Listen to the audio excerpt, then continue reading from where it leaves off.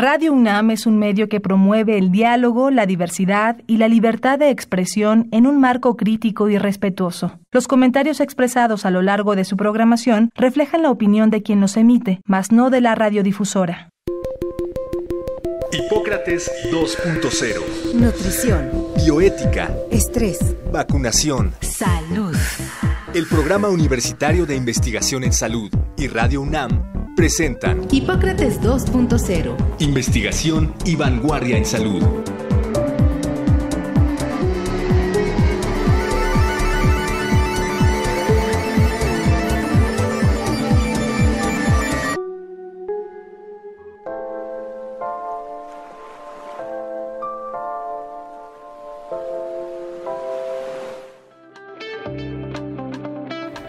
Hola, ¿qué tal? Muy buenas tardes, soy Mauricio Rodríguez, bienvenidos a Hipócrates 2.0, qué bueno que nos acompañan una vez más aquí en Radio UNAM. El programa de hoy esperemos que sea muy interesante, que les resulte útil y atractivo, porque vamos a platicar sobre el insomnio. De hecho, no podía yo dormir mientras pensaba en preparar este programa. Y para eso invitamos al doctor Víctor Manuel Rodríguez Molina, que ya ha estado con nosotros en un par de ocasiones previas, platicando justamente sobre asuntos del funcionamiento del cerebro. El doctor Rodríguez Molina es médico, doctor en neurociencias, profesor e investigador del Departamento de Fisiología de la Facultad de Medicina de nuestra universidad, y su trabajo científico y de divulgación es básicamente sobre el funcionamiento del cerebro. De hecho, él tiene una página donde pone mucha información de divulgación de neurociencias, voy a llamarlo así, que es www.victormrodriguez.com, y además en Twitter lo pueden encontrar como @vicm_rodríguezm. Pero bueno, ahorita que nos repita él esos datos, lo primero es saludarte, Víctor, bienvenido a Hipócrates 2.0. Muchas gracias por la invitación, ¿qué tal? ¿Por dónde empezamos? Me acordé de una película de Al Pacino donde él es un detective y va a Alaska a resolver un crimen y se vuelve loco literalmente porque le toca ir en verano cuando ¿Hay oscuridad? Pues prácticamente no hay oscuridad y entonces no puede dormir y entonces se le voltea el ciclo sueño-vigilia, pero ya nos dirás si eso entra en la categoría de insomnio. ¿Cómo definimos el insomnio y dónde están los límites entre lo normal y lo patológico, ¿no? Que la medicina siempre quiere. Sí, este tema es extraordinariamente importante por dos razones principales. Una, pues todos dormimos, es decir, no hay un ser humano que no duerma y muchas otras especies también dormimos. Y dormir es una parte fisiológica, es decir, es parte de nuestra salud el poder dormir. Y el otro aspecto que es muy importante es que todos en algún momento en la vida hemos tenido problemas para dormir, ¿verdad? Entonces, para empezar, podríamos decir que hay muchas situaciones que pueden afectar nuestro sueño. Situaciones externas, sí, ¿verdad? Desde el clima, el ruido, la luz, el cambio de horario, ¿no? Como la película que estás comentando, exactamente, sí. Sí. Consumo de sustancias, por ejemplo, café es lo más importante, cigarro, refrescos de cola, alcohol. Todos estos factores pueden afectar el sueño y no porque lo afecten, si lo hacemos una sola vez o de manera no rutinaria, no lo vamos a clasificar como insomnio. El insomnio es una dificultad para dormir y la vamos a dividir en tres partes. Puedo tener dificultad para iniciar el sueño, es decir, me acuesto y no puedo empezar a dormir. Dificultad a la mitad del despertar, a la mitad del sueño. O sea, sí dormimos en el momento, pero nos despertamos y podemos durar un tiempo, una hora o incluso más sin poder dormir. O al finalizar, es decir, despertarnos antes del tiempo que debería de ser. Entonces tenemos tres partes: de inicio. Uh-huh. Sin que eso sea me desperté temprano, ¿no? Y ahorita vamos a decir justo la diferencia, ¿no? Tenemos de inicio, de interrupción, que sería la mitad, y tenemos de finalización. Y como tú dices, ¿cómo vamos a poder diferenciar entre las personas que suelen despertarse muy temprano? No, muy simple. El sujeto, la persona, se siente mal. se siente que no durmió adecuadamente, se siente cansado, se siente somnoliento durante el día, se siente que no rinde e incluso puede tener problemas en la concentración, en su estado de ánimo, ¿verdad? Malhumorado, por ejemplo, eso es bien frecuente, no dormimos bien y podemos estar malhumorados a lo largo del día. Ahí ya podemos empezar a diferenciar que no tuvimos lo que se le denomina el sueño reparador. Despertar de manera natural, alegres, vigorosos, con energía, con buen ánimo. Es decir, el sueño tiene como función justamente reparar nuestro cuerpo, nuestro cerebro y nuestra mente. Ahora, tener una mala noche no es malo. Tener un problema de inicio, como acabo de mencionar, a la mitad o al final, 3 veces a la semana durante un mes, ya puede ser un indicador. Es decir, una mala noche, 2 malas noches, no pasa nada. Debe de ser repetitivo para que yo ya empiece a considerar que estamos hablando de insomnio. Entonces, insisto, sería 3 veces a la semana en las que me ocurre esto. Durante un mes ya empiezo con una primera fase. Y hay una segunda fase donde esto se le va a denominar primero insomnio agudo y después insomnio crónico, es decir, que ya se perpetúa en el tiempo, cuando ya dura más de 3 meses. Es decir, tengo problemas a la semana, más de 3 veces a la semana, por más de 3 meses, entonces sí ya estamos hablando. Esto es súper importante porque las personas que empiecen a tener preocupación con su sueño tienen que llevar un calendario y apuntarlo. Eso es importante. Se van a empezar a preocupar por claro. eso. No, es que ahorita vamos a platicar. Justamente hay insomnio por preocupación del insomnio. Si te tardas en dormir, ¿como cuándo diremos que te tardas en dormir? Cuando apagas las luces y estás dando vueltas y vueltas y vueltas. Mira, por ejemplo, aquí hay un punto dramático que no lo conocemos y que todos debemos de tener muy claro. Hay una situación que se le denomina la higiene del sueño. ¿Qué cosa es la higiene del sueño? Lo que todos deberíamos de hacer para dormir adecuadamente. Y dentro de la higiene del sueño hay una regla. La regla dice, la recámara y la cama solamente se deben de ocupar para 2 cosas, para dormir y para el sexo. No puede utilizarse la cama para nada más. Es decir, ver la televisión, platicar, leer, comer, trabajar, etcétera. Todo lo que vayas a hacer ahí no debe de hacerse. Debe de ser exclusivo para dormir. Esa es una regla de la higiene del sueño y es lo primero que se le pregunta al paciente. Y lo segundo, lo que tú estás preguntando, una vez que ya nos disponemos a dormir y tenemos el lugar adecuado, sin luz, sin ruido, sin cambios de temperatura bruscos, no debe de pasar más de media hora. Se dice que nosotros, una vez que ya apagamos las luces y nos disponemos a dormir, debemos de dormir dentro de los primeros 15 minutos, máximo 30 minutos. Si yo tardo más de 30 minutos en dormirme, ya estoy hablando de que empieza un problema. Y mientras más tiempo transcurre, el problema se perpetúa. Y entonces aprovecho antes de que me haga la siguiente pregunta. Si alguien se tarda más, lo que debe de hacer es inmediatamente pararse de la cama y salirse de la recámara y hacer una actividad monótona. Lo que no debe de hacer es quedarse ahí horas acostado tratando de dormir. Claro, dándole vueltas al asunto. Oye, tú te dedicas al cerebro y has estudiado el cerebro mucho. ¿Qué pasa con eso de justamente se mete el sol, se liberan unas hormonas o algunas sustancias en el cerebro, algunos receptores las reciben y empiezan a avisarte ya hay que ir descansando, el cuerpo está cansado y te avisa? ¿Cómo pasa ese ciclo? Para que digamos, ¿por qué dormimos en la noche, pues? ¿Y por qué? ¿No? Eso es algo animal que tenemos. Por supuesto. ¿No? De hecho, los humanos somos individuos diurnos. ¿Qué quiere decir eso? Que nuestra actividad de despierto, todas las acciones que nosotros llevamos a cabo las hacemos durante el día y durante la noche dormimos. Sabemos que existen otros animales, otras especies que son nocturnos, que es invertido el ciclo, ¿no? Y como decías tú en la película de Insomnia, el problema de esto que va a definir si somos diurnos o nocturnos está en el cerebro en un área, nada más voy a dar el nombre, que se llama el núcleo supraquiasmático, que regula algo que se le denomina los ciclos circadianos. ¿Qué quiere decir el ciclo circadiano? Que nosotros, muchas de nuestras funciones, por ejemplo, funciones endocrinas, están reguladas por ese ciclo circadiano.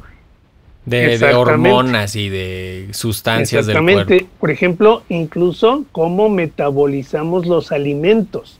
Es decir, cuando comemos, no vamos a aprovechar el alimento igual durante el día que durante la noche. Bueno, eso está regido en esos ciclos circadianos y nosotros, para guiar el ciclo, vamos a captar la luz y entonces en la presencia de luz tenemos una actividad, en la ausencia de luz tenemos otro tipo de actividad.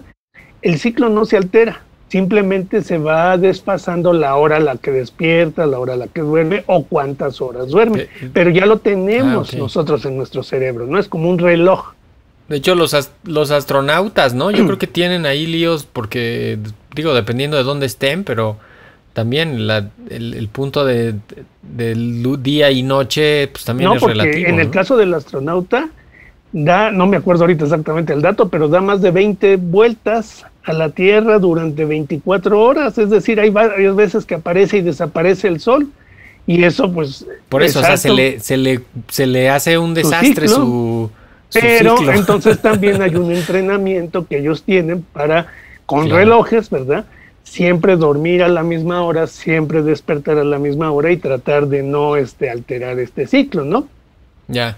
Oye, Víctor, y en esta época era de las pantallas, porque pienso en la melatonina, no la hemos mencionado, pero la melatonina, ¿sí? Ahorita nos cuentas qué es, que es diferente que la melanina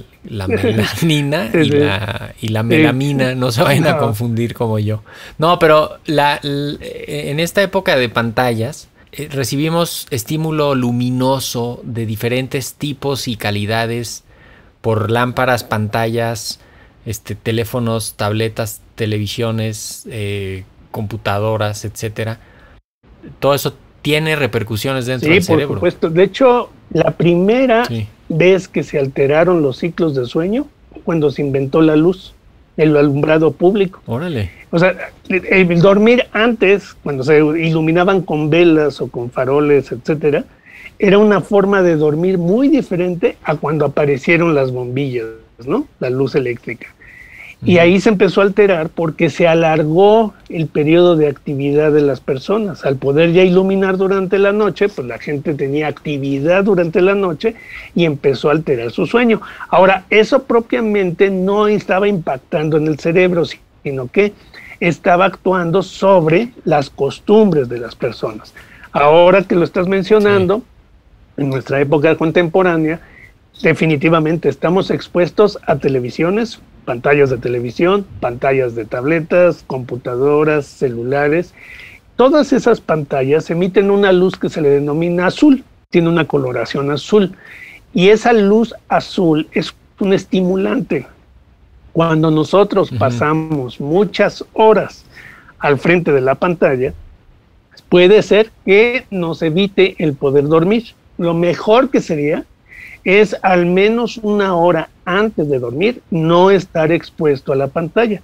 Y ya es muy limitado, 20 minutos antes.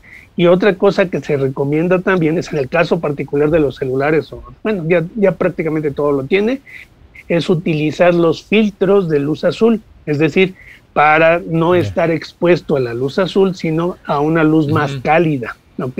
Entonces sí, eso es bien importante. Muchos de los equipos nuevos, más modernos, vienen ya equipados con una función en la que después de las 10 de la noche, por decirlo, cambia el tono de la luz de la pantalla. Entonces está muy mal que si me despierto a medianoche con insomnio, si ya es insomnio, que agarre el teléfono y me ponga a ver ahí el chisme o me meta a la tableta a leer algo o algo así. Mejor que no me llegue luz, ¿no? Y ese es un punto importantísimo. Por ejemplo, en los niños que están muy pegados también a estos dispositivos. No, hombre, y ahora peor, o sea, con la pandemia, las horas de pantalla se multiplicaron. Y eso nos puede afectar el sueño. Y como dices, por eso insistí al principio, Si alguien tiene insomnio, ok, punto número 1, me paro de la cama. Punto número 2, tengo que hacer una labor, una actividad monótona. Por ejemplo, pues tenemos que recurrir a algo que nos vaya a provocar sueño. Pero lo que no debemos de hacer... contar ovejas. Lo que no debemos de hacer es ponernos a ver una película, tomar el celular, la tableta, o leer incluso en la tableta. No debemos de leer en un libro si es que queremos leer. Y otra cosa que está ligada, aunque no necesariamente con la luz, no debemos de estar pendientes de los relojes inteligentes, por ejemplo, ¿no? Mucha gente hoy día trata de monitorizar su sueño con los relojes inteligentes y el estar tan pendiente de eso, o sea, no quiere decir que el reloj nos haga daño, no. Lo que estoy diciendo es que estar tan pendiente del reloj también puede afectar nuestro sueño, entonces también es otra fuente de distracción. Pero sí hay causas, por ejemplo, ya se ha estudiado que puede llegar a haber un componente hereditario. Esto fue algo que pues no se tenía contemplado, ¿cómo va a haber? Generalmente hasta un 30% de los pacientes que tienen insomnio pueden tener familiares también con insomnio. Y entonces ahí tenemos que considerar eso, ¿no? No es muy frecuente, pero lo es. ¿Qué es lo más común? A ver, lo más común es estar sometido a una intensidad muy alta de estrés. Intensidad alta me refiero no solamente durante un día, una hora, sino por un tiempo prolongado, ¿no? Como en el caso de los médicos o muchos trabajadores ahora en la pandemia. El segundo causa, por ejemplo, puede ser tener dolor por cualquier motivo, ¿verdad?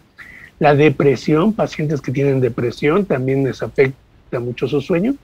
Otro tipo de enfermedades, muchísimas enfermedades, se les llama comorbilidades, ¿verdad? Tener otra enfermedad que puede influir sobre mi sueño. Y también vamos a tener, por ejemplo, las pérdidas, ¿no? Familiares o gente querida que murió. Eso afecta muchísimo el sueño. Está dentro de la clasificación de lo que puede provocarnos este insomnio.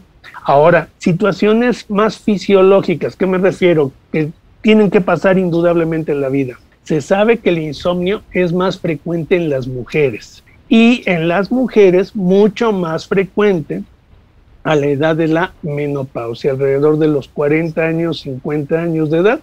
¿Por qué? Porque los cambios hormonales que se van a sufrir de manera natural, de manera normal en este periodo de la vida, provocan insomnio. Entonces esto es bien importante.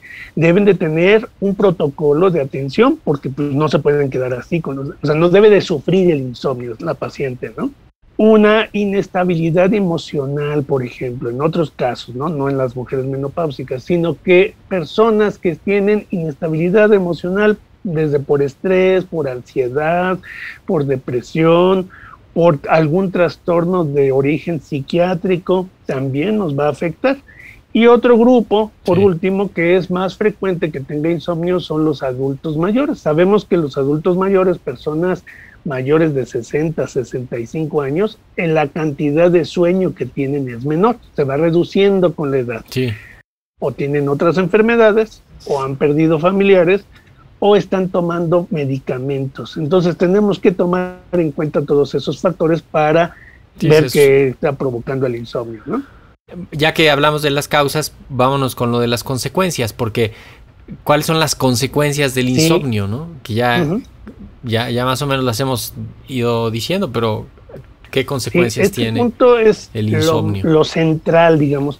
Si yo tengo insomnio, si tengo estos problemas que ya mencionamos, ¿por qué los tengo? Porque es una enfermedad, ¿no? Porque tiene consecuencias y estas consecuencias no son leves. Uno, va a alterarnos todos nuestros procesos mentales que les denominamos procesos cognitivos y dentro de esos procesos cognitivos está la concentración, la memoria, la atención. Entonces vamos a estar distraídos, vamos a estar olvidadizos, vamos a tener dificultades para estudiar si somos estudiantes. Entonces ese es un punto. Dos, se va a ver afectado nuestro sistema inmunológico. Entonces esto ya estamos hablando de algo todavía más serio porque vamos a ser más propensos a infecciones, por ejemplo, ¿no? Problemas netos de memoria, ¿verdad? La memoria a corto plazo se ve muy afectada. Entonces no solamente vamos a tener situaciones que olvidamos, sino podemos empezar a tener pequeñas lagunas, ¿verdad? Muy pequeñas, pero ya empiezan a repetirse. Hay problemas del juicio. Se sabe que personas con insomnio toman decisiones abruptas, decisiones impulsivas, porque hay problemas en el juicio, y también vamos a tener problemas emocionales. Se hizo un estudio donde se vio cómo tomaban las decisiones estos pacientes y tomaban 3 cosas. Tomaban más riesgo, siempre estaban buscando sensaciones nuevas, más adrenalina, vamos a ponerlo así, y todo era basado en impulsividad. Y eso definitivamente pues no nos deja nada benéfico. Entonces sí vamos a tener problemas tanto mentales como físicos y metabólicos. Se sabe que, por ejemplo, el insomnio o la falta de un buen sueño puede producirnos obesidad, ¿no? O favorecer la obesidad, mejor dicho. ¿Quién diagnostica el insomnio? ¿Con quién habría que ir? Cuando alguien ya empieza a tener problemas, pues la puede diagnosticar el médico general, el médico familiar. Sin embargo, el especialista, así se le denomina, es el especialista del sueño. En la gran mayoría, los especialistas del sueño son médicos psiquiatras. Por cuestiones históricas, no es exclusivo en ocasiones. Existen en diferentes hospitales o en la universidad, en la UNAM, por ejemplo, la clínica del sueño de la Facultad de Medicina, donde trabajan psiquiatras, pero, por ejemplo, también puede haber neumólogos. ¿Por qué? Porque hay un problema también de la ventilación, ¿verdad? Hay problemas de la ventilación y muchos neumólogos hacen medicina de sueño. Lo más típico es que sean los psiquiatras y son los responsables tanto de hacer los estudios para el diagnóstico como de llevar los tratamientos, que esto es bien importante. Ya. Yo sé que no es, este programa no es para dar consulta, pero ¿podríamos dar alguna recomendación básica para alguien que estuviera como las recomendaciones básicas? Exacto. ¿Qué más le recomendarías? Existen muchas recomendaciones. ¿Por qué? Porque casualmente un porcentaje alto de las personas que tienen insomnio no van a requerir medicamento, sino simplemente terapias, y la más efectiva, la que ha tenido más resultados, se le denomina terapia conductivo-conductual. Lo que quiere decir es que aprendamos a llevar una rutina, en pocas palabras, lo estoy poniendo muy simplificado, ¿no? Aprender a llevar una rutina, y dentro de eso, por ejemplo, lo primero que tenemos que hacer, insisto, aunque parezca trivial, es solamente utilizar la cama para dormir, ¿no? O sea, ese es el primer punto. Aunque parezca lo más básico y lo más tonto, es de lo más importante. Tener un horario fijo para dormir y despertar. Se sabe que estar cambiando estos horarios nos afecta mucho, entonces debemos de acostumbrarnos a tener un horario muy preciso. Tercero, bueno, lo de que decíamos de lo del café, el cigarro, tampoco se recomienda hacer ejercicio vigoroso, muy intenso, cerca de dormir, ¿no? O sea, si lo vamos a hacer al menos 3 horas, tampoco se recomienda las cenas muy abundantes y mucho menos ricas en grasas, ¿no? O sea, esto de que hacemos aquí en México, ¿no? De irnos a comer tacos y después nos dormimos, pues es terrible. Y pasa lo mismo que con el alcohol. Se consume alcohol con la falsa creencia de que el alcohol me va a provocar sueño. Y sí, pues sí, es un depresor. Sin embargo, el ciclo de sueño, ya como va a estar funcionando el cerebro, está alterado y el sueño no va a ser bueno.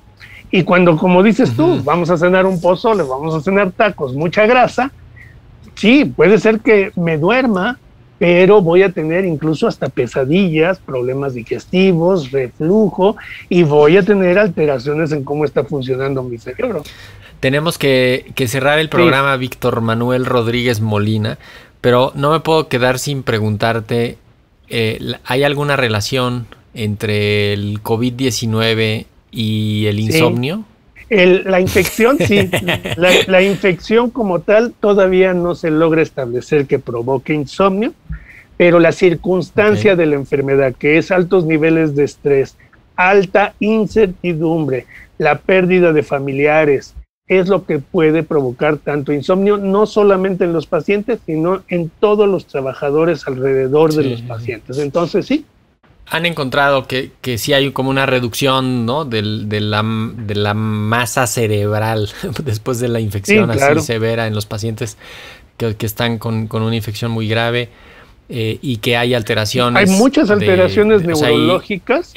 Como son más graves esas alteraciones neurológicas, no están ahorita enfocados a ver la parte del insomnio, porque, insisto, tenemos que ver causas o concomitantes, claro. Es decir, que vengan juntas, ¿no? Sí, pero va a ser muy interesante cuando se calme la epidemia y pasen ya algunos meses.